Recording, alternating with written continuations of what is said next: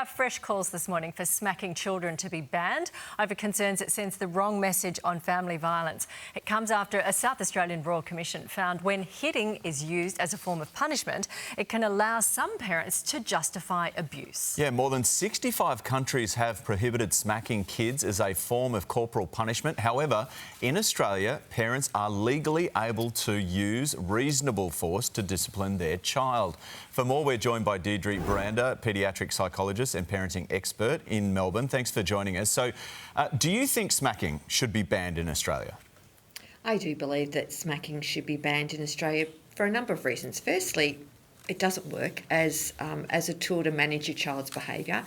And secondly, there's a lot of research that tells us that there is a link between children who've been repeatedly smacked or been victims of corporal punishment having ongoing mental health issues as they develop. And we want to do what's best for our children. So why would we engage in a behaviour management style that's not going to be working and is damaging for your children? So is there a difference between repeatedly smacked and the odd smack through their childhood? Nat, all of us, I have to admit, have lost our control at a moment. And what we know is, smacking once, doesn't define you as, a poor parent. But it is, if that's what you are using to manage difficult situations with your children, then that's when there is a problem. If that's your only discipline strategy is hitting your child, then that's when I would be very concerned about your child's well-being.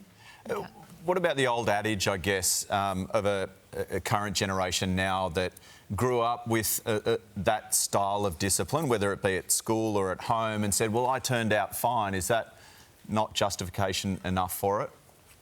We know a lot more about children's development and the impact on well-being than we once did. And I'm sure we can all look back at lots of things that happened to us as children that we wouldn't necessarily want to be happening today.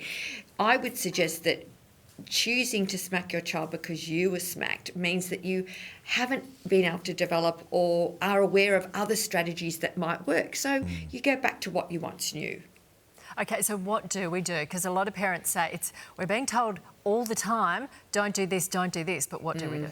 It's the same with our children now. We want to make sure that we tell our children what we want to do, not what we don't want them to do. And most of the time we find, research tells us that parents are smacking when they're not in charge of their own emotions, when they're tired, when they're fatigued, when they're at the end of their tether.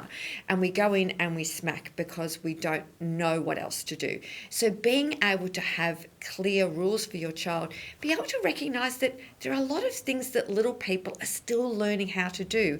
And sometimes our expectations of children are just too much. We think that our 3-year-old or our 5-year-old is going to know how to manage a difficult situation, is going to follow our instructions and is going to stop doing what they should do the first time we tell them. Yeah, they're still learning, aren't they? A lot of the little ones. Deirdre, appreciate your time.